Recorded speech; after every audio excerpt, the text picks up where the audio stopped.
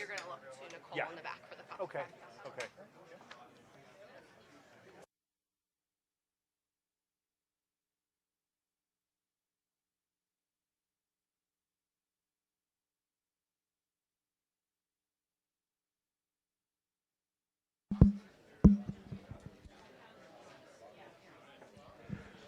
Well, good afternoon, everyone. We're gonna get started, even though I know there are people still getting a little bit of nourishment. We don't want to interfere with that, but I'll ask them to find their way in here. Welcome to the Foundation for Defense of Democracies. I'm Cliff May. I'm FDD's founder and president. As I suspect most of you know by now, FDD is a nonpartisan research institute focusing on national security and foreign policy. I'm pleased to welcome you today to our event with Ambassador Dan Shapiro. At FDD, we have had the pleasure of knowing and working with Ambassador Shapiro for many years in many different capacities, from his time on the Hill to his service in the Obama administration and as ambassador to Israel, of course. We're grateful for the service Dan has provided to our country. FDD is proud to welcome thoughtful guests from a range of backgrounds and with a range of views to our stage for in-depth and we hope productive and civil debates and discussions. I'm confident today's will be no exception. If anyone hasn't yet seen it, I'd encourage you to pick up a copy of the op-ed Dan wrote with FDD's Mark Dubowitz. It ran in Politico magazine. We've got copies here in the lobby. It's, I think a very good example of the important bipartisan common sense solutions that can and should be discussed and formulated more often in this town. I can think of no one better to guide today's discussion than my colleague, Jonathan Schanzer. As most of you know, John serves as FDD's Senior Vice President for Research. Before I hand over the discussion by way of housekeeping, I should just note that today's event will be live streamed, and I encourage guests here and online to join in on today's conversation on Twitter. That's @FDD. I'd also ask that you please silence your cell phones. With that, thank you, Ambassador, and John, thank you, over to you. All right, thank you, Cliff. Welcome, Dan.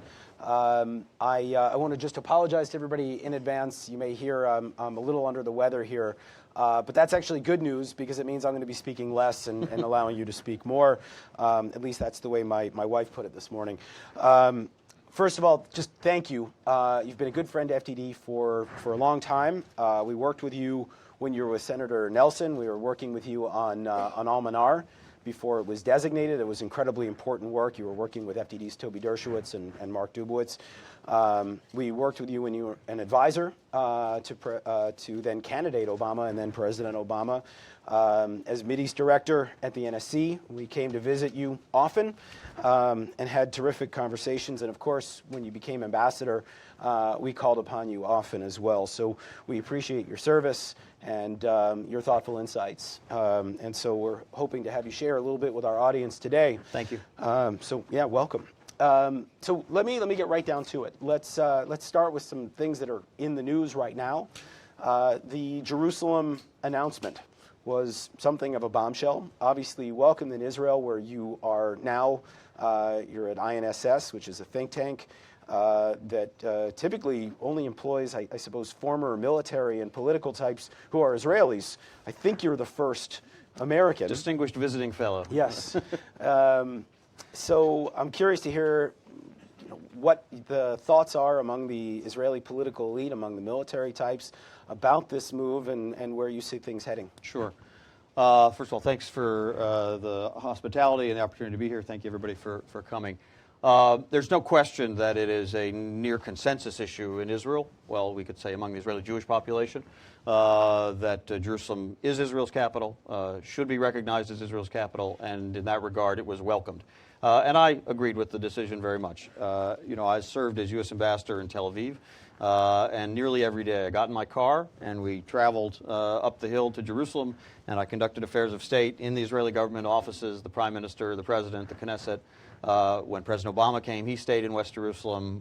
When secretaries of state come, they base themselves there. So there's no mystery that we treat functionally Jerusalem as Israel's capital, and there's no reason not to recognize that as such. Frankly, I think we could have gone even farther and actually established the embassy immediately in one of the consular facilities that we maintain in West Jerusalem.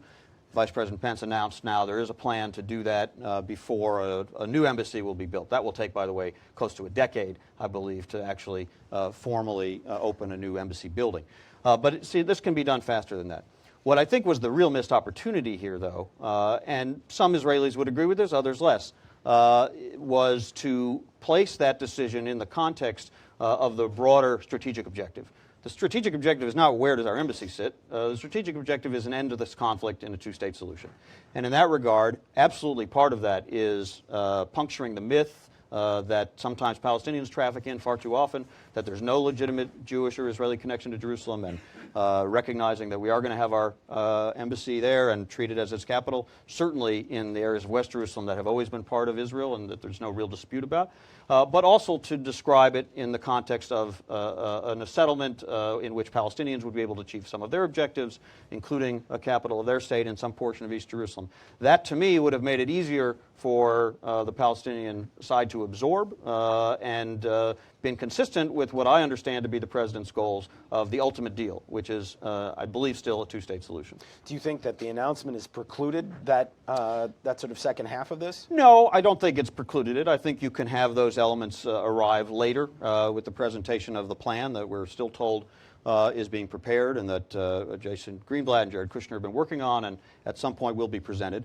But I do think it would have been smarter to package these things together. In fact, I think we could have actually used the announcement of recognition of Jerusalem as Israel's capital as a way to advance our broader strategic objective. And that's what I would like to keep the focus on. Okay, another item in the news, and this is a question that was posed by Harold Lux, who's somewhere in the audience. There he is. A question about UNRWA. So the U.S. just recently announced that it is going to pay UNRWA in installments. This is, of course, the UN Refugee Agency. That there are concerns within the U.S. government about the need for reform, the perpetuation of the refugee problem, the ties to Hamas. There's a long list of grievances, and with the U.S. being the #1 contributor to UNRWA, that it's time for us to begin to demand change. How do you see this move, and again, how's it playing in Israel? Sure, I'm in agreement with the need for UNRWA reform. There's problems with the whole structure of UNRWA, which is this unique agency to address Palestinian refugees and their descendants separately and differently from how all other refugees are dealt with. It does contribute to the perpetuation of the refugee issue and the myth that these refugees and their descendants, sometimes 3 and 4 generations later, are going to return to pre-67 Israel. That's obviously not going to happen. No Israeli government will accept it. No American government would push for it. And so it's a problematic structure. And there have been cases where within UNRWA facilities, Hamas has been able to do activities with weapons or indoctrination and the like. And so there's serious concerns and serious need for reform. Obviously, the largest donor can have some influence on that. At the same time, UNRWA does provide very vital services to people who need them, often children, healthcare and schooling and even food and housing. And so a hard cutoff of that stream of funding without having prepared alternative streams of funding to provide for the legitimate needs that UNRWA does provide, I think would be a big mistake. First of all, it would cause a lot of suffering. Second of all, including among children, who are obviously blameless. Second of all, it would create a real risk of instability in places like Jordan and Lebanon, where those populations are served, and even in the West Bank and Gaza. And the main actor who would have to deal with that instability is Israel. That's why I understand the Israeli military strongly would resist the notion of a hard cutoff to U.S. UNRWA funding. Now, to withhold things in installments and then use that as part of a sort of a process of negotiation and leverage to put in place a multi-year plan that will bring other donors to the fore, that will provide some of these reforms, that will help reshape expectations about what the likely outcomes of the refugee issue is, which should be they return to a Palestinian state if they wish to, or rehabilitated elsewhere, rather than the myth of them returning to Israel. That would be a useful outcome. It seems as though the administration has given themselves some room by withholding the funds, but not saying they're not going to provide them. But I hope they're sophisticated enough to use that to provide for this broader negotiation. Yeah, my understanding is that one of the concerns is that usually by month 8, 9, or 10, they've burned through the entire U.S. budget, which is always put up front. So you give them $250 million a year, they burn through it by September, and then they go back again and say, we need more money in an emergency plus up, and the U.S. has to deal with that. And so part of this does appear to be part of a reforming and budgetary process. I have not yet heard that there's a full cutoff coming, but I guess we'll have to wait and see. We will. Yeah. Abbas just had a complete meltdown on the world stage. I think it's fair to say. I think a lot of people in Israel are saying, well, he's revealed his true colors. Despite the fact that he has been, I think, responsible in the past for preventing violence. He brought an end to the Second Intifada. There are a lot of people who are still critical of him for funding the imprisoned terrorists in Israeli jails and their families, the incitement, which you mentioned, other issues. Where are things going now that he appears to be in a downward spiral? Yeah. I mean, he just doesn't look like a leader any longer. And I think we do have some real questions about what happens in a post-Abbas environment, and I think probably more importantly, what happens with the security cooperation that the Israelis and Palestinians have really, I think they've worked very hard at building over the last several decades. Is that in peril right now as a result of the possible departure of Abbas? Right. So first of all, I do think that speech, which was a terrible, very offensive speech, does mark his the personal end of his participation in serious peace negotiations. I don't know whether it reveals his true colors. I don't know whether it reveals frustration or whether he is just the last gasp of a politician who probably never had quite the strength and creativity and was always a bit passive to really take the very difficult decisions he would need to take. What follows him, of course, is the biggest black box in the Middle East, in my judgment. I'm asked this everywhere I go, and I say I don't know any Palestinian, nor any Israeli, nor any Arab leader, nor any American who really can tell you with any certainty what follows. I do think it's in everybody's interest. It's certainly in Israel's interest because of the security cooperation that you described, which continues very effectively, and which Abbas deserves credit for. That it be maintained, and therefore that the structures that support that, a Palestinian Authority that has autonomy in areas A and partial in area B, are also maintained. Now, who the leaders are that would follow Abbas and whether they will be committed to those structures, we don't know. But, of course, part of the logic of those structures has always been they are the building blocks of an eventual Palestinian state, and a Palestinian state that's going to encompass areas beyond areas A and B. And so this is where the discourse in Israel that suggests Abbas's departure may be an opportunity for us to put to bed once and for all the notion of a two-state solution. And of course there are Israeli leaders, many in the cabinet, who are openly opposed to a two-state solution. It's their sincere view that that's the outcome that they want to achieve. But I think it runs the risk of making it very difficult for Palestinian leaders, moderate Palestinian leaders, who want to sustain those structures, who want to maintain the security cooperation, but need to be able to present it to their own people as the building blocks of their move toward statehood that doesn't in any way delegitimize or undermine Israel's existence and security. They need to have that credibility in order to be able to sustain that type of cooperation.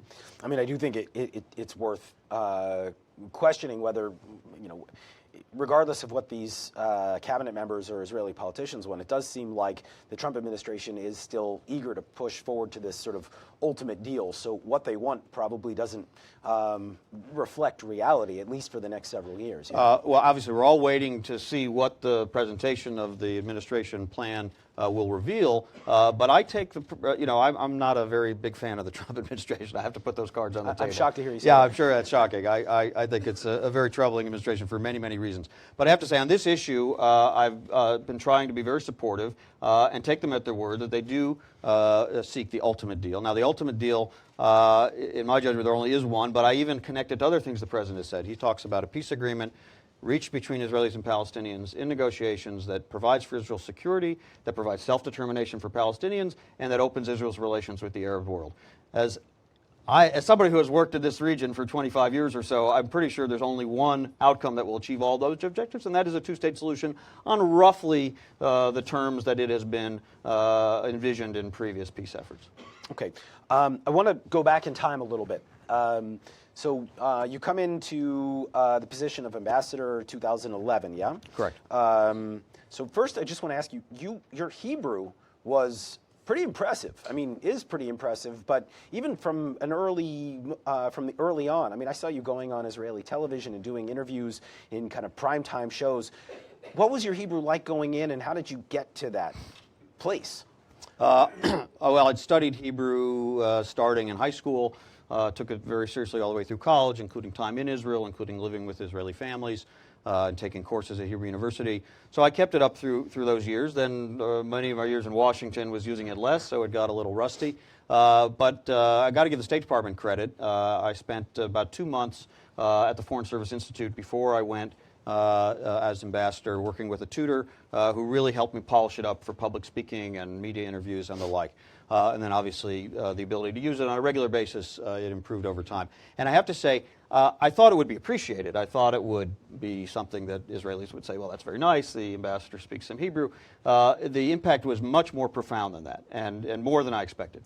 And I attributed it to two things. One is I think it speaks to Israeli sense of isolation, that there's only one place you could have gone to develop that knowledge and that depth of understanding the culture that's embedded in language, and that's Israel. It's not like Spanish or Arabic or Chinese, where maybe you could have learned in multiple other countries. So it obviously said to them, oh, this is somebody who knows us, who kind of gets us, and you can communicate in a more fluid way. The other reason is that this surprised me somewhat, because we tend in this town, and generally we tend to meet Israelis who know English better, who have spent more time in the United States, who are more connected. There are lots of Israelis who don't speak very good English, or they don't speak any English. I'm also shocked to hear you say that. and it was a real opportunity, especially as I got outside of Jerusalem and Tel Aviv and into smaller communities and minority communities who don't engage with us as frequently, to really have a tachlis conversation with them in which there was no filter, in which I was able to hear them express their views and communicate our policies without any of those filters. So let's talk about that. I mean, one of the things that struck me during your time in office, and correct me if I'm wrong, but I think you were the first ambassador to actively go out to these communities, speaking in Hebrew, trying to articulate an American position that they didn't really agree with. I mean, all of your predecessors have basically, they've gone out in English, they give a couple of speeches, they're not on the ground, they're not pressing palms, they're not doing this. You had a very unique time in office. I think, I think it was really sui generis. Can you explain sort of what that was like? Well, for one thing, I think it's an absolute necessity for ambassadors and diplomats more broadly in today's world. There was a time when the main function of an ambassador was the government-to-government communication. That's still very important, and I was a full participant in all of that. But we live in an age when every citizen, every human being practically, has within their palm of their hand a device that gives them access to a world of information and their ability to have their voice heard on a global scale in an instant. And so we understood this actually first, I think, during the what was then called the Arab Spring, but during those uprisings of 2011 in the Arab world, how what we had been missing by not having that kind of contact with the public. So it was very much impressed upon me in the training, and I think it's now considered much more standard for ambassadors, that you have to think of yourself as an ambassador, of course, to the host government, but as much, in some cases even more, to the host population. And of course, in a place like Israel, which is so diverse, even though it's small, and there's so many communities that sort of operate in a certain kind of a silo, that if you're not able to go to them and listen to them and engage with them, you're missing a big part of the society, including populations that are growing very quickly, like the ultra-Orthodox Jewish population, growing not as quickly but quicker than the mainstream population, the Arab population. So there are, of course, other minorities, Ethiopian Israelis, Russian Israelis. There are opportunities and opportunities to be missed unless we find a way to engage those populations. I mean, my sense was that, you were, it's no secret you were there during a time of somewhat, it was high tension. I did notice. Yeah. I know you're shocked to hear that. my sense was that that's why this was probably more necessary than it had been in the past. So what did you hear while you were out in the field? Were you actually addressing Sure. some of these concerns? The poll numbers showed that the president was, not the most popular guy. Were you sort of defending American policy, or was it more of a listening? I mean, how did it work? Well, it was all the above. I think President Obama understood that there was value in sending to Israel an ambassador who, A, had a relationship with him and could represent him in a kind of a personal way, B, had a good relationship with the Prime Minister and his team, and C, could communicate that to the Israeli public. I think he understood that, in part because of the controversies and some of the challenges of his own personal standing there, that there was value in that. So there were times, yes, when I was explaining or defending things that people had disagreements with, and frankly, I always got a very good hearing. I think it's overstated to the notion that he was sort of widely disliked or widely disrespected as President of the United States while I was there, and I don't think it was because people were being polite. The common discourse was, well, we disagree on this issue or that issue, perhaps the Iran deal, perhaps the issue of settlements that became very controversial, but we understand that the President has our best interests at heart, as he understands them, that he's very committed to Israel's security, that he has been a friend Israel in combating delegitimization and anti-Israel moves around the world. I have to say his visit in 2013 was transformative, but briefly. If I could have had him visit every 6 months, I would have. When he came and Israelis got to watch him, and it was covered on 24/7 television, and listen to him and watch his interactions with Israeli citizens and, of course, with the Prime Minister, and see the warmth and see the genuineness of his care for Israel and its security and its legitimacy and this relationship, almost to a person afterwards, even people who had been very critical had said to me, I understand he's a friend. I understand he cares and he has our interests at heart. I disagree on this or that policy. Now, over time, his absence and then some of the larger and longer lasting disagreements on the Iran deal, and then, of course, at the very end with the settlement resolution, as I think will leave him not as the most popular president of the United States and Israel. But for me, people were, again, it may have helped that I spoke in Hebrew, but nobody ever expected me to do anything other than defend and explain the policies, and I got a very fair hearing, and not because I'm a nice guy, because I was representing an administration that, when you looked at the totality, you could see a great deal that had actually strengthened the relationship at the same period we had these disagreements. And I think, a lot of people point to the sort of underlying relationships, the sort of professional relationships, as they say, military to military, intel to intel, and everybody points to the fact that things were going in the right direction during this entire time, and that it strengthened the sort of the core. But then there's also this tension that develops between the two leaders themselves. There's the sort of famous hot mic moment where the president sort of says, I think it was to the French president, where he says, I have to deal with Bibi, and I have it worse than you do, or something like that. And then there were obviously the meetings that took place between the two guys, and you could see that the body language wasn't lovely. There was the speech before the joint session of Congress that we know the president wasn't particularly excited about. How did you manage that as ambassador? I mean, I'm assuming you interfaced regularly with the Bibi government, and himself. I'm sure you got an earful. Yeah. First of all, I was present for all 16 of their meetings, and I can say that the vast majority of their interactions were professional and cordial, and I would even say friendly and cooperative and productive. And so the notion that the two of them would get in the same room and it would be fisticuffs and they'd be screaming at each other is just fiction. Even the November 2015 meeting, after the very long and very public disagreement over the Iran deal, which maybe culminated, or its low point or high point, however you want to call it, was the speech in Congress, or even really the decision to announce the speech in Congress in January that wasn't coordinated with us. That meeting in November, they didn't rehash any of their differences. They looked forward, and it was very productive on enforcement and compliance of the Iran nuclear deal, on addressing non-nuclear Iranian threats, on helping ensure Israel could protect itself from violent overspill from Syria, and on launching the negotiations that led to the $38 billion MOU.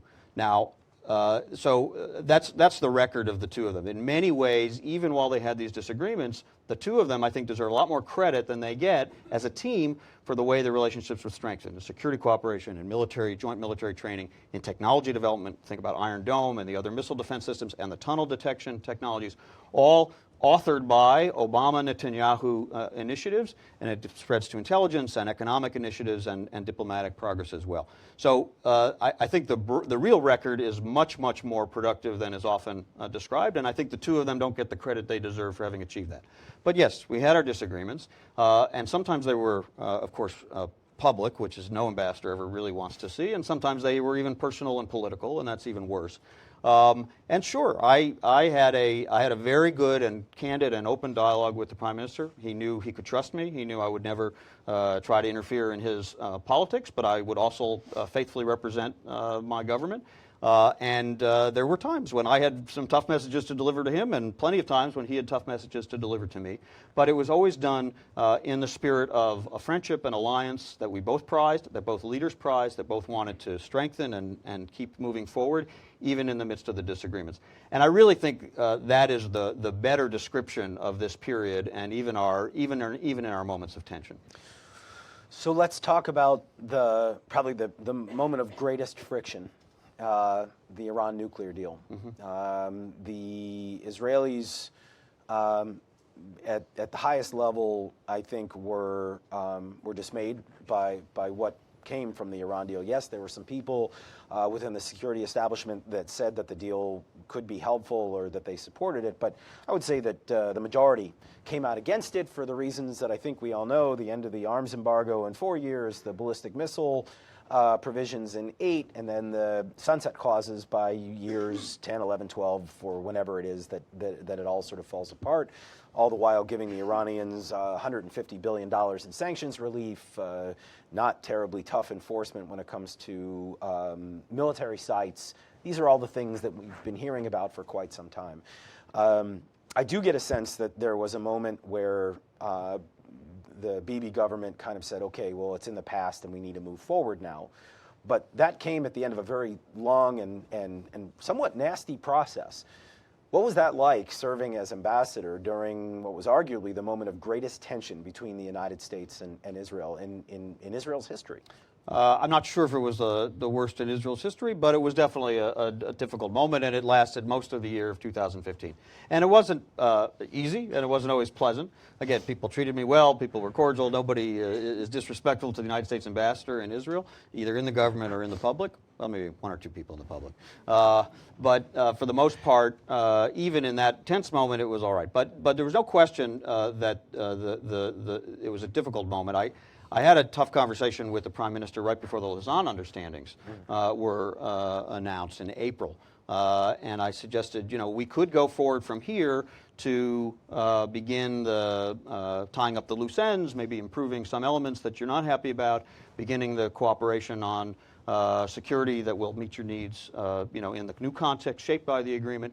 Or, as the President had offered him, you can wait and we'll have that conversation after the agreement goes all the way through, first being signed and then the congressional review.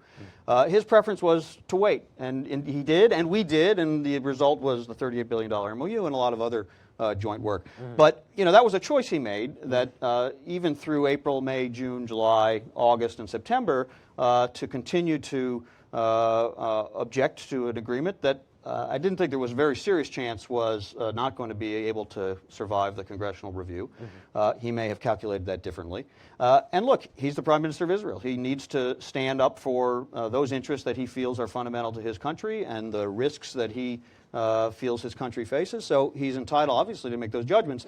But there was a potential path, I think, to continue to disagree, but to start the cooperative work that followed a bit earlier, and maybe it would have left fewer bruised feelings for a shorter period of time.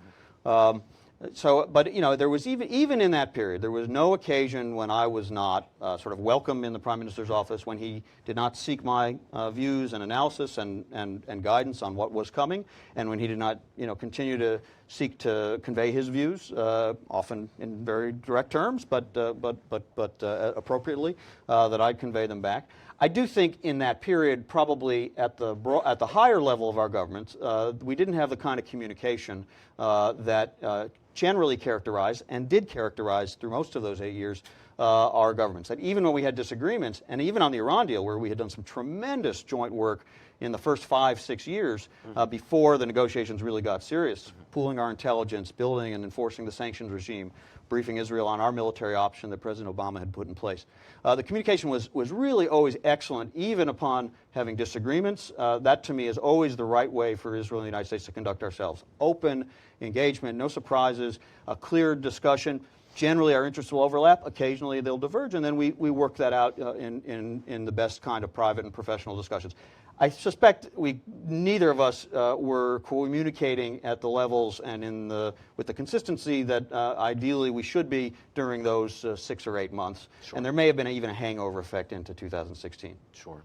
So with a little bit of time and space between the deal and where we are now, you're living in Israel, you're surrounding yourself with the best and brightest over at INSS. Are there aspects of the nuclear deal that if you could go back and revise, is there anything that now when you look at where we are, where you would say, you know what, we could have done this a little bit better, or are you still kind of in lockstep with the president and say this was the best deal we could have ever had? Well, I was not a direct participant in the negotiations. I was in constant touch with our negotiating team, and I was able then to be part of describing that and having a dialogue with the Israelis on that. But I was not a direct participant in the negotiation. So I think I'm very reluctant to second guess the work of our team. Can I imagine that there might be certain provisions that we might have preferred we'd had a different outcome, or a tougher or a longer period of time, or some other arrangement? Of course. But the people who have to negotiate that ultimately have to make those calls. This is how I tend to describe it these days. It was not a perfect deal, but there was no such thing as a perfect deal. What it did was what it most needed to do. It did systematically block off all the different pathways Iran could achieve, whether by removing the enriched uranium, by removing many of the centrifuges, by destroying the plutonium reactor. It did put in place a much more intrusive monitoring regime than existed before, so that we will know in real time if Iran is cheating on that, and we have enough time to react to that because it now provides us a 1-year cushion, and that's better than and that will last for at least a decade as long as the agreement is observed by all sides, by all accounts, even those who are concerned about the sunsets, as opposed to some sitting on a 2 to 3 month breakout from which is where they were before, and which they had been able to achieve even under these very crippling sanctions that had weakened their economy, and ultimately which is what brought them to the table. So I don't believe it was a perfect deal, but I also believe that a deal that if we had held out for a deal to end the Iranian nuclear program, that would have been an unachievable objective. Iran is a large and sophisticated country. It has technological know-how. Even had we bombed away all of its facilities, they would have been able to restore those in a relatively short period of time, and without the international consensus and solidarity that we needed to keep them under sanction. So it doesn't end the nuclear program, it buys time. But that's what generally arms control agreements do. They buy time. Do you need to come back and revisit that question? Absolutely. I do not. Are you concerned about what happens in 10 years' Sure, time? Sure. I've always felt we were going to need to come back and revisit this question, and that there's no reason to trust the Iranians, that they don't still aspire to achieve a nuclear weapon. There's no reason to believe that we will not have to find a way, whether through sanctions or pressure or negotiations, to get them to extend these commitments. Hopefully it would take place in the context of a different Iranian regime, but obviously we don't know and we can't count on that.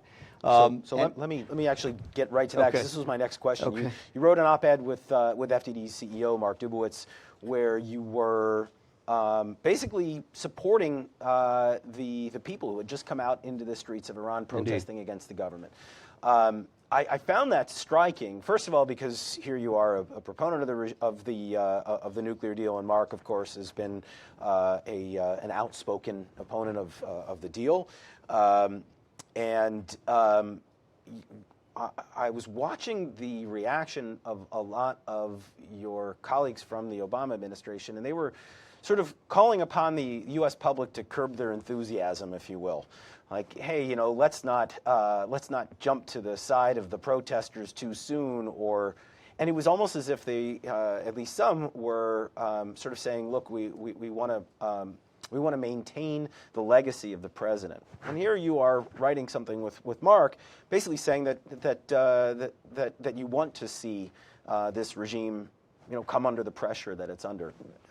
Do you feel like you have a divergence from some of your Obama administration colleagues on this? I'm not sure if I'll characterize other people's views exactly the way you did, in terms of the president's legacy being connected to the regime and how it deals with its domestic opponents. I'll just speak for myself. This Iranian regime, I've never once had any hesitation to say, both when I was serving as ambassador and certainly as a private citizen, that it is an adversary of the United States. It is hostile to us and to allies, including Israel, with whom it threatens destruction. It is a brutal, abusive regime to its own people. It sponsors terrorist organizations. It violates UN Security Council resolutions on ballistic missiles, and it seeks nuclear weapons, by the way. I don't believe they've changed their views on that. The sooner this regime goes, the better. That's better for our interests. That's certainly better for the Iranian people. That's better for the region. And so I don't feel any hesitation to hold that view. Now, I don't think we are going to be very effective as the ones to implement or effect from outside regime change. Generally, that goes very poorly. But when the Iranian people, fed up with that brutality and abusiveness and squandering of their own resources on foreign adventures in Yemen and Syria and with Hezbollah, speak out peacefully against their government, I think it's absolutely appropriate that we voice our support for them and their rights to do that. Now, we need to keep them in the lead. You know, Iranian people are going to produce change in Iran much more effectively than any outsider could. But I have no hesitation, either on moral grounds or on strategic grounds, in saying this is a case where the right thing to do is for us to be outspoken in support, for us to try to limit the Iranian regime's ability to oppress or cut off the communications of these people, and where necessary, we should apply sanctions and punitive measures against elements of the regime that are part of the repression. There was an op-ed written by FDD's Rich Goldberg and Ambassador Dennis Ross. And they sort of came together in somewhat of a similar way to you and Mark. And they bipartisanship is spreading all over. It's kumbaya, it really is. They basically came together on a different point, that perhaps it's time to re-sanction certain entities that were delisted as part of the JCPOA for non-nuclear activity. Would you agree with that? This is from Annex 2. We don't need to get into all the specifics here, but would you agree with that approach? There's nothing in the agreement that would prevent us from applying sanctions against entities that were delisted under nuclear sanctions under the agreement if they are involved in other activities that violate other principles or just our own sense of propriety. So, you know, there might be specific cases, and it would be hard to get down into those details. But in principle, using those tools as a response to regime oppression and making sure it's understood that this is a response to regime oppression is within the rules of the JCPOA, and in no way needs to call into question or threaten the JCPOA. Now, if somebody wants to use it as a way to subtly undermine the JCPOA, I think that would be a big mistake. I think we'd be giving up a great deal to unilaterally, either subtly or more frontally, as the president threatens to do, withdraw from that agreement. We would lose the international solidarity that we have still and would need in any scenario to get a follow-on or expanded agreement with Iran. We would essentially release Iran from all of the obligations it does have that will buy us that decade of one-year cushion and bring us right back to a much, much near-term potential conflict with Iran.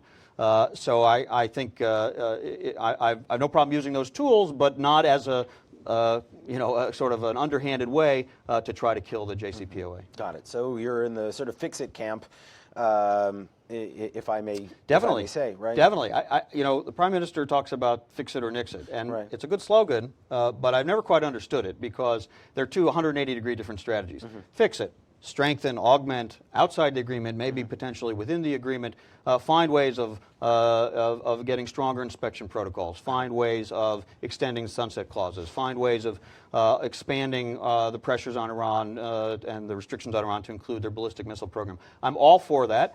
That's going to only work if we do it in concert with our allies. We can't impose almost any of that unilaterally. But if we can achieve some of those objectives, it's all to the good. As I said, I always felt we were going to have to revisit this. Nixit is to essentially voluntarily give up those restrictions that Iran currently faces, and without any of the international solidarity, we'll need to get a better deal and bring us much closer to conflict. So I hope we're in fix-it camp. If the president wants to use the threat of Nixit as leverage to get to fix-it, well, leverage is fine. But if you actually execute that threat, I think we've done real damage to our interests. Well, my sense it's the former, but I guess we'll see. I got one more question for you before we open it up to the audience here, and I think I would not be doing my job if I didn't ask you about that UN Security Council resolution. That's going to kill the rest of the time, by the way. It's a long answer. Yeah. I've seen your comments on it. You had said, I think publicly or tweeted about it, that it was something you could have done without. So you didn't necessarily 100% agree with the White House decision to do this. Explain. As I say, we need a lot of time to explain this. In 5 minutes. But I'll try to do the short version.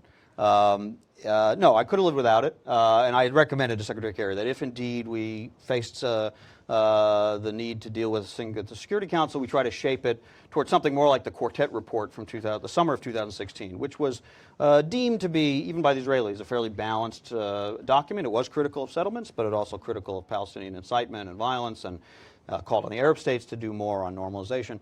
So I had hoped we could, if we had to do anything, land there on a bit more balanced product. Of course, that's not the dynamic in the Security Council, where someone presents something and eventually you have to vote on it, yes or no. Now, I'll back up just a little bit to say the following. There had been a lot of discussion within the administration and external to the administration about what should be the last move on Israeli-Palestinian issues. A big speech, a parameters resolution, something on settlements. All the ideas were kicked around. The president didn't in any way tip his hand, and I don't think he'd made any decision on it.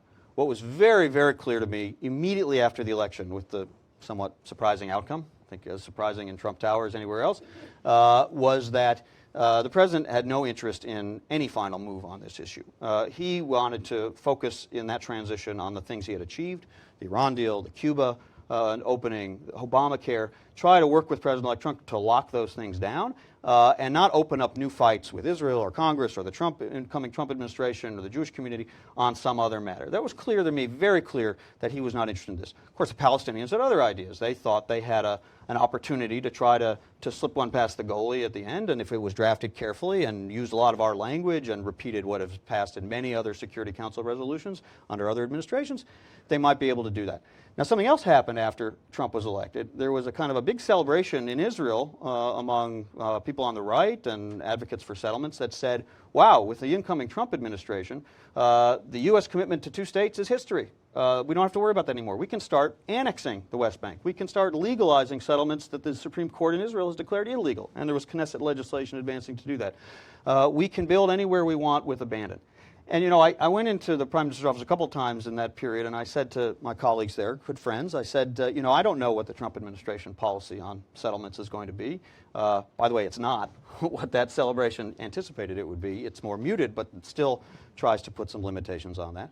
But I said, if you think that's going to be the outcome or the new policy, my advice is to wait until January to start to act on it, not to do it in November and December, and to have that be the discourse that shapes the sort of the final chapter of our relationship and any decisions the president might have to make. So in the end, of course, a lot of those things went forward. And, when the president had to make his judgment call, I may have made a different judgment call, but it was certainly shaped in part by that question of if we're closer to the death of the two-state solution, and advocates for the death of the two-state solution are celebrating that's the new reality, and Israel is getting closer to a binational state, not Jewish and not Jewish and democratic, and not the same Israel that it's always been, and certainly will complicate our own relationship with Israel. Would it be helpful or harmful for the United States to seem to give its imprimatur to that narrative that's gaining great currency in Israel at the moment? I'm not saying that's the whole source of the decision, but it certainly was the context and shaped it.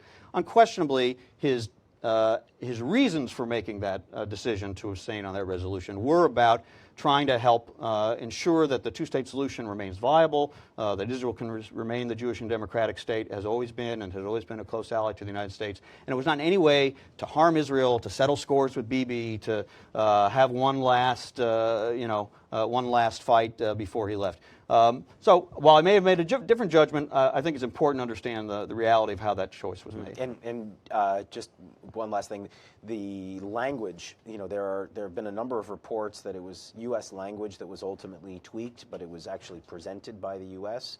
True, not true? It's fiction as far as I'm concerned. There have been claims that they're to the contrary. No one's ever presented any evidence to support that.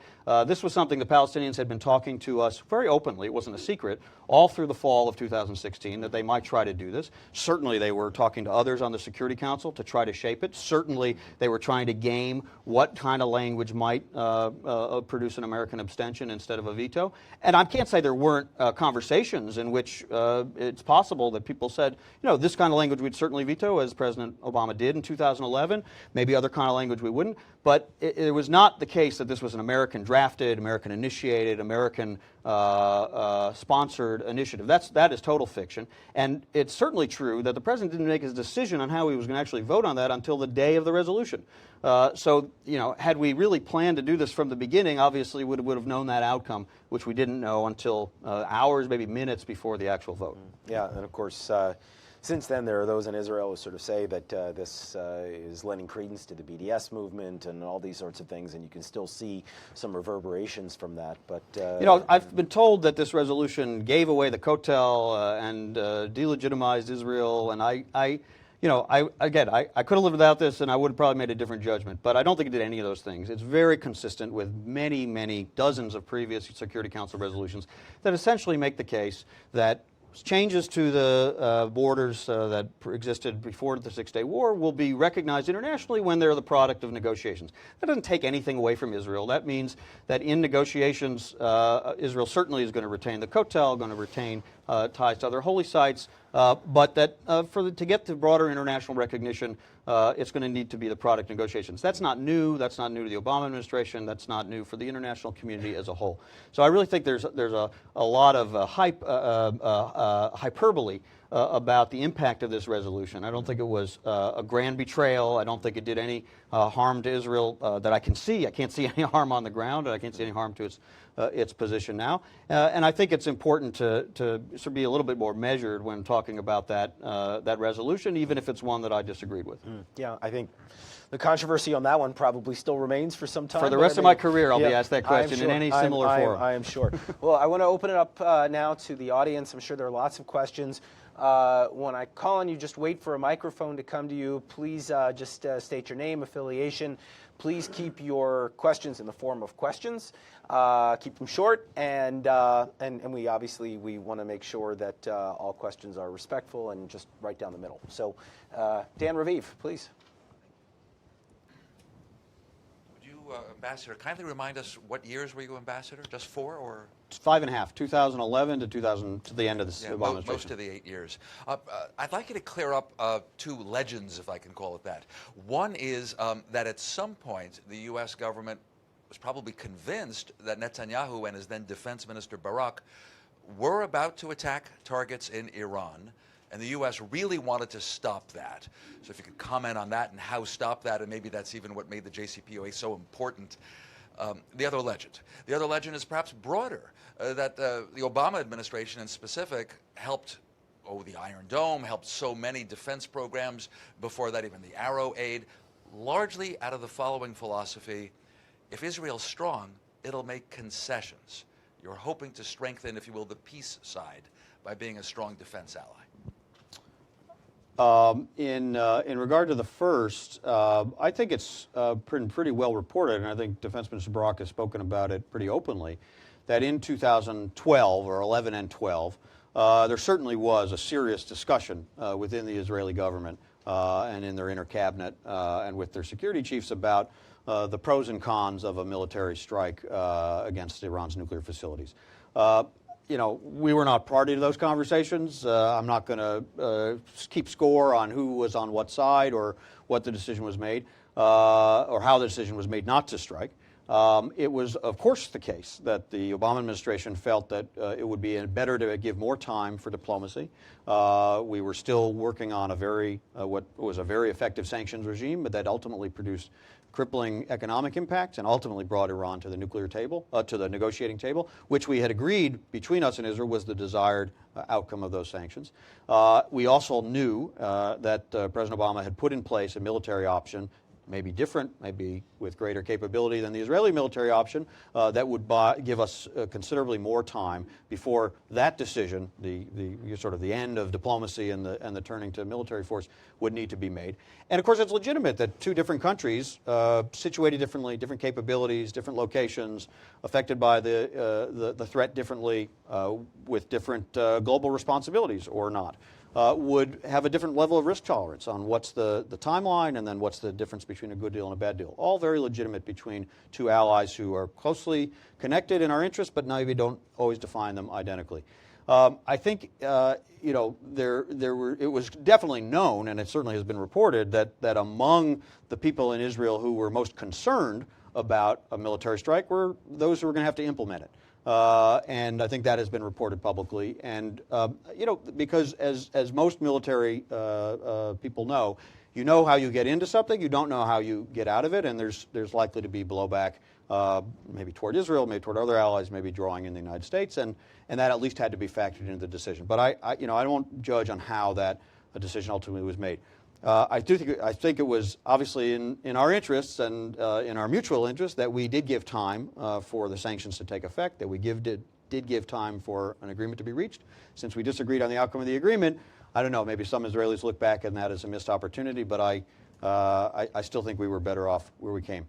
The question of missile defense and our security assistance more broadly to keep Israel strong, I guess there's a plausible theory of the case that if Israel feels it can defend itself, it will feel strong enough and secure enough to make difficult decisions and concessions in the peace agreement. But that really wasn't how we conceived of that assistance. We conceived of that assistance as meeting our obligation and also our interest to ensure that Israel has the right to defend itself against all manner of threats, many of which have nothing to do with the Palestinian issue. So, of course, the Iron Dome is related to the Palestinian issue since it was used against primarily Hamas rockets. By the way, it's intercepted over 1,000 rockets, every one of those a potentially life-saving event, and it saved more Palestinian lives than Israeli lives because of the flexibility it's given the Israeli leadership on how to respond. But more broadly, our security package for Israel, upgraded to the $38 billion, all the other technological elements, was simply recognizing we had made a commitment. Israel needed to have a qualitative military edge to be able to defend itself against all these different threats, and we were going to deliver on that. At the same time, we're going to try to help achieve an end to its conflict with the Palestinians, and there's a security component to that, which is why there was a very detailed work done by General Allen and others with the IDF to try to put in place the security structures that would support a two-state solution and make sure Israel could defend itself. But I actually really felt that those were really almost two separate streams. I think there's a question in the back, maybe behind the... Okay, how about right here? I'm Peter Humphrey. I'm an intel analyst and a former diplomat. Given that there's sort of a somewhat higher birth rate amongst Israeli Arabs and a substantially higher birth rate amongst Palestinians, the current construct of Israel is not really tenable in the long term and becomes a real disaster about a generation and a half from now in 2040s. To my mind, the greatest threat to Israel's existence. Can't we do a better job of whispering into Israel's ears that the demography is destiny and the clock is really ticking here? Well, this issue is widely discussed in Israel. It's not a mystery to anybody. Obviously, it is among the motivating factors for advocates for a two-state solution or even unilateral measures to preserve the possibility of an eventual two-state solution if there's no current Palestinian leadership to negotiate that with, cite this all the time. So I don't think there's any need for us to educate people on it.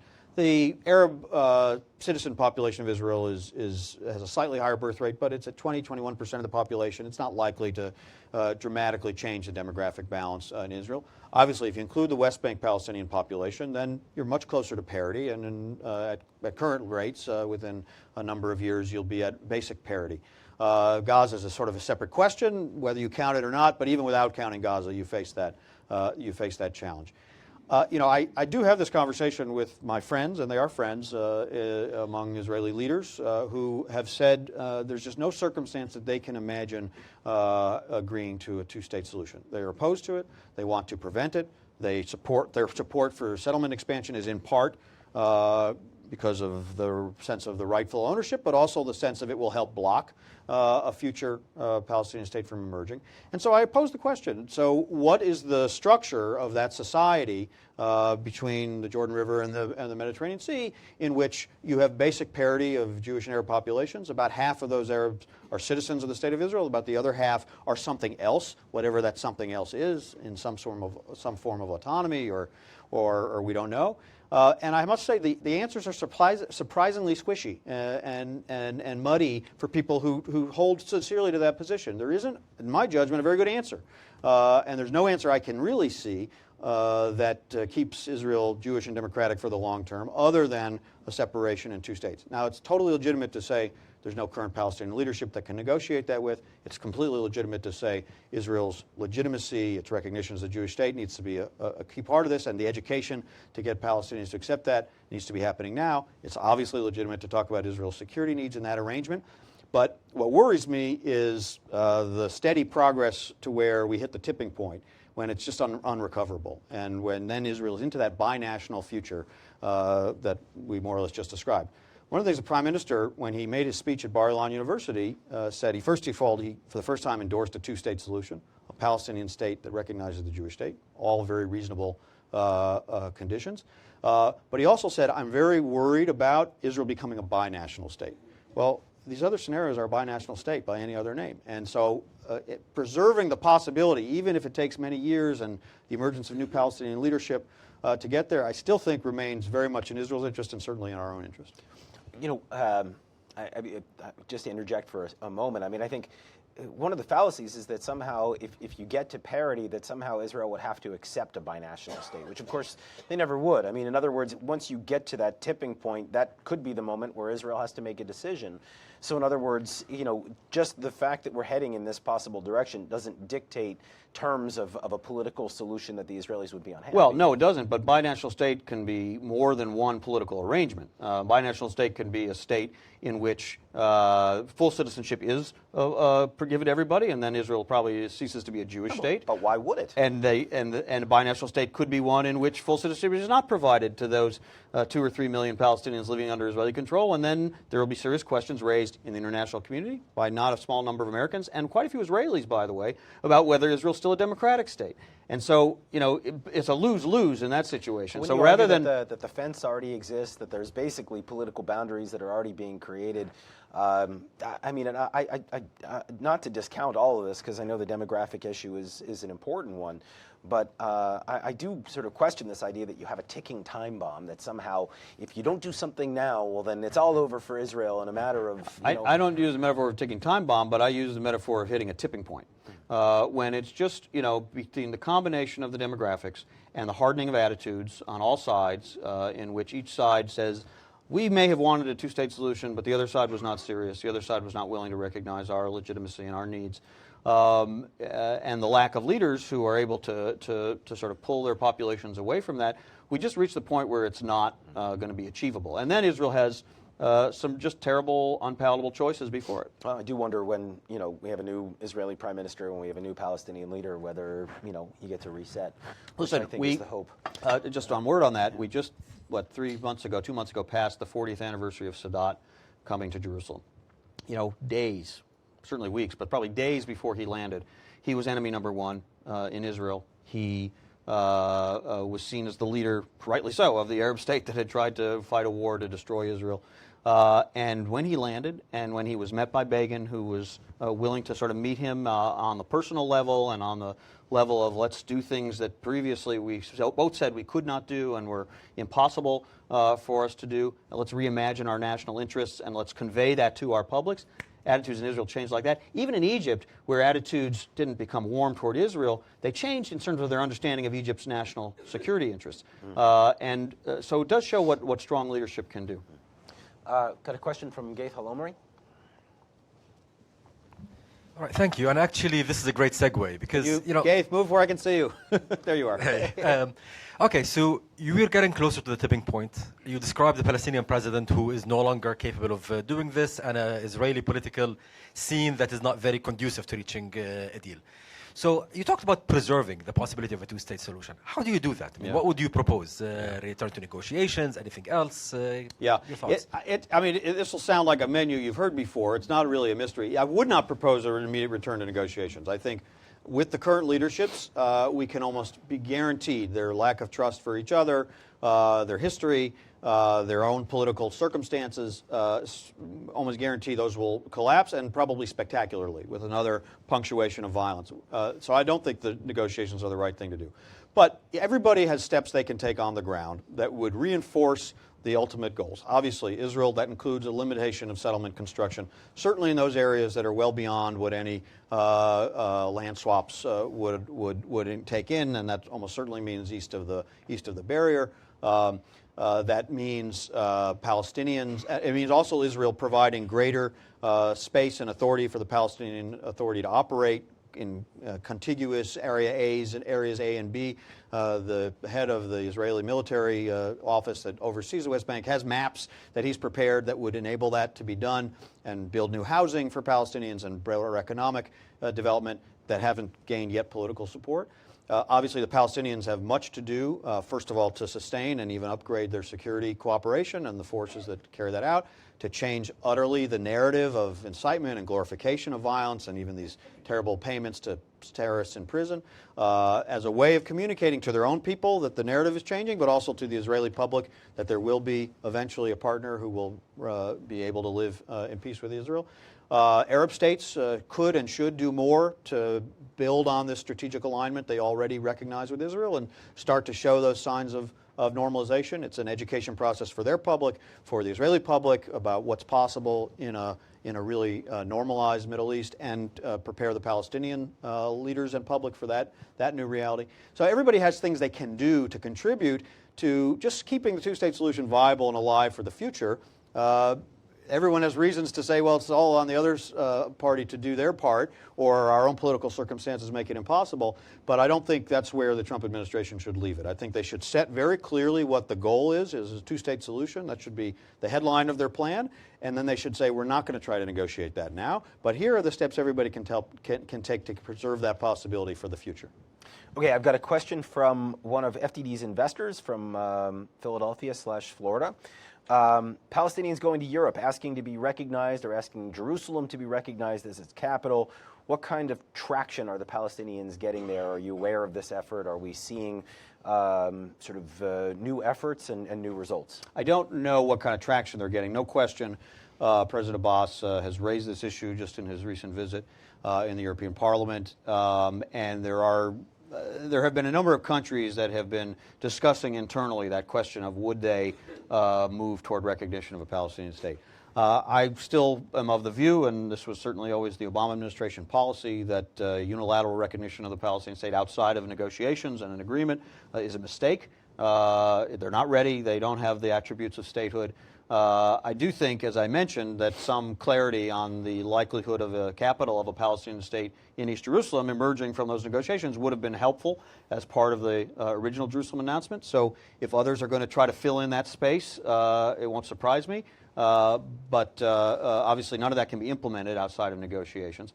But look, this is the type of thing that one can run into if you hit sort of stalemates, that various actors will think they're going to make a positive contribution. It may not be one, but that they want to provide some energy that they can point to their own constituencies and maybe to others as a way of filling the space where there's a gap. So I think that the administration has put itself in a difficult position by making these announcements that have sent the Palestinians so high in the tree. Again, the announcements I agree with, but without that broader shaping, now the context of presenting the plan is probably, it's not right. So we're going to have to wait several months for things to cool down.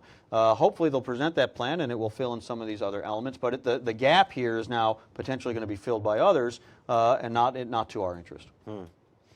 Other questions? Yeah, Esther.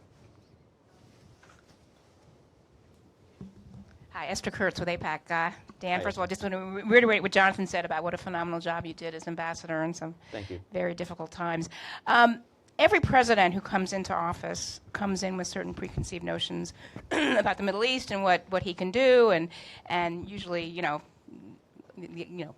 negotiate this ultimate deal, which we're seeing with this administration as well.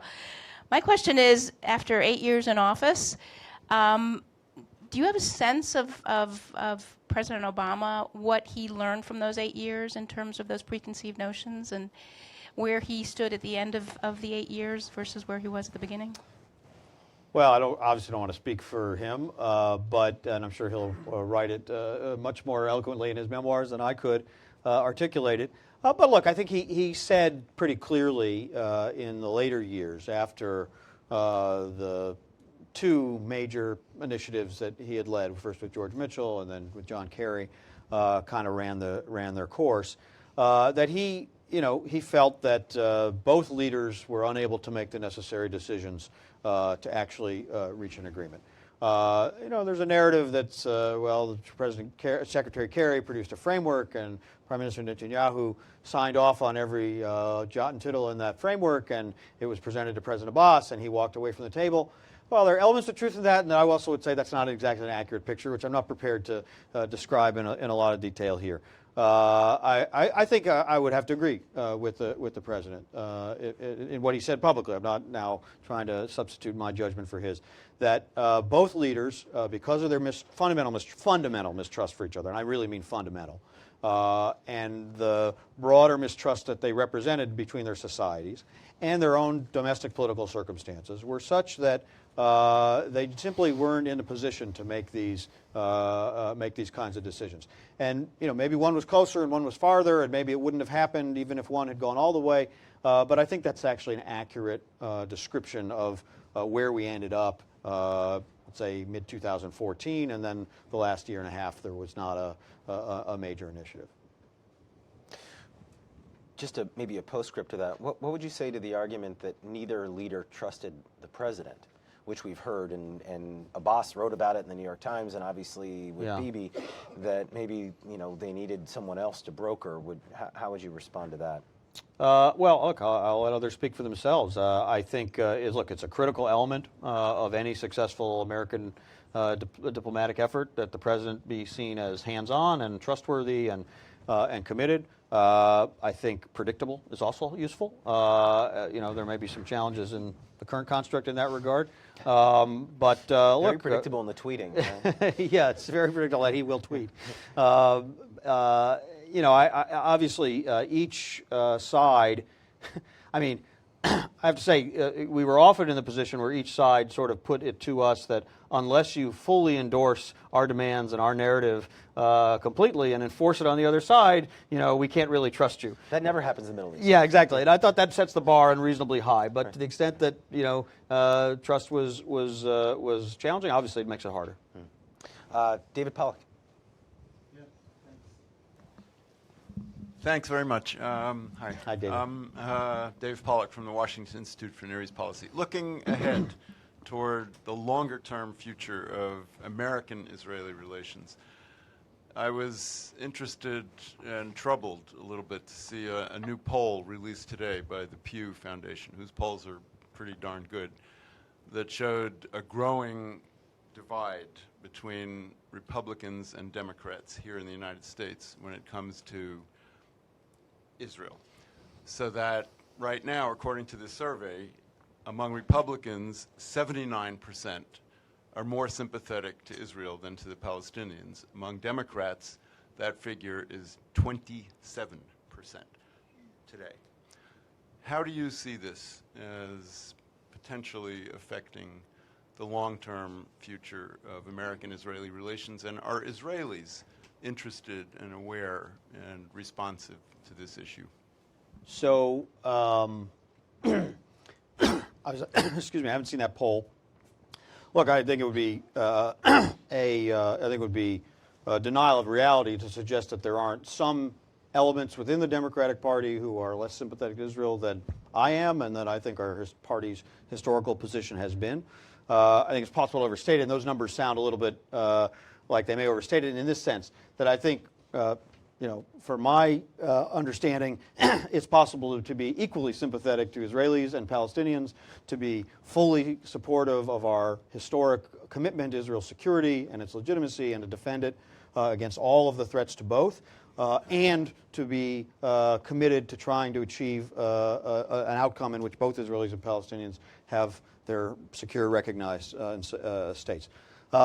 So it may be that some people answer the question that way. And I think that leaves a lot to work with. But look, I do think there are some of these trends. We know that they exist to some degree within the Jewish community and within younger generations, maybe more broadly in the progressive coalition. As I said, I think the main body of the party leadership and continues to hold very firmly to these strong historic views. Look, Israel's always better off, of course, and this relationship is always better off when it stands on a bipartisan basis. And so one of the things that means is that when one party is in power, the Israelis have to think about how do we have the best possible relationship with that leadership, which of course any country should do, and still retain the kinds of relationships we will want to have when the pendulum swings, which it will swing. Frankly, it's one of the things President Obama was most concerned about with the Prime Minister's decision to come and give that speech in the Congress, was that it seemed to accelerate that partisan division or that partisan identification, that you've got to choose between your party identification and your support for Israel. And so that was one of the things that concerned him. I think, I would say that we're dealing with a very unusual presidency, obviously. And there's some very disturbing things that happen around this presidency. I'm not saying from the president himself, but the kinds of sort of empowered voices that the very extreme elements, anti-Semitic elements, seem to feel compelled and permitted to voice, as happened in Charlottesville. And so then I think this is it's an opportunity, which I hope the Israeli government will think carefully about, to speak out in ways that are sensitive to the vulnerabilities that those other supporters of Israel feel, who will eventually find their way, back into leadership roles here in the United States.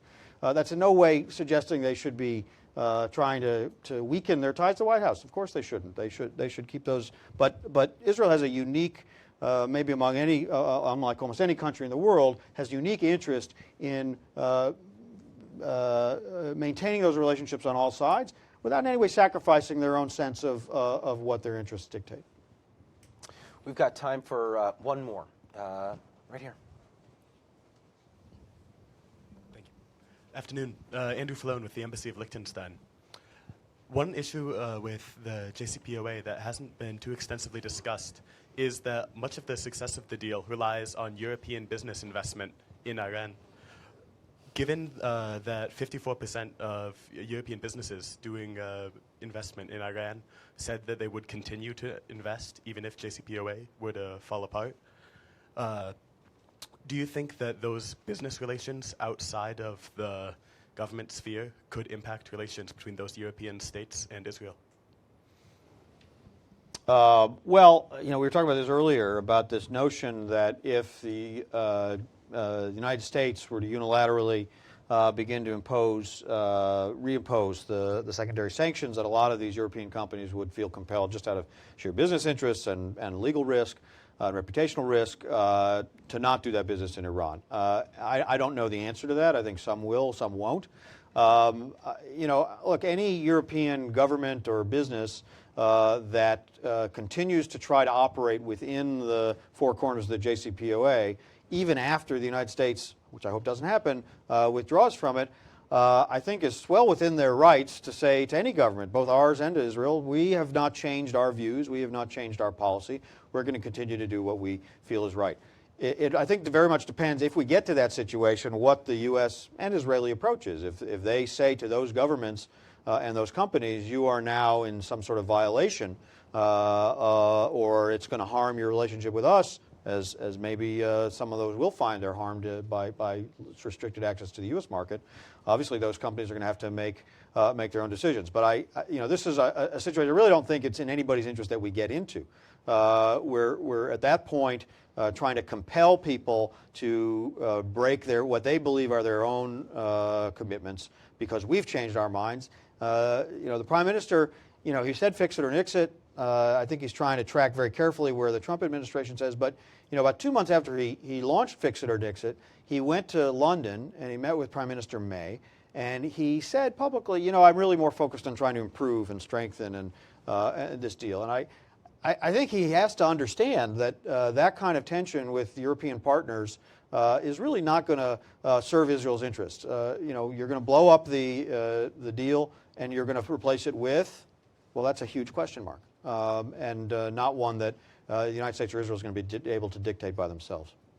And I think the hope here is that Europeans, Congress, and others are able to come together to fix some of those holes, address some of the issues in terms of sunset clauses and ballistic missiles and everything else, some issues that were, I think, left on the table, but we'll see where that goes. And I would say I'm all for that as long as we keep the deal in place. Okay. Well, thank you very much. We really appreciate your time. Appreciate it. And we hope you come back and visit. Okay. Thanks to FDD, and thanks everybody for coming. That was great. Okay, good. Thank you. Again, I'd shake your hand, but No, I no, Hey. Thank you. Hey, William. Thank you.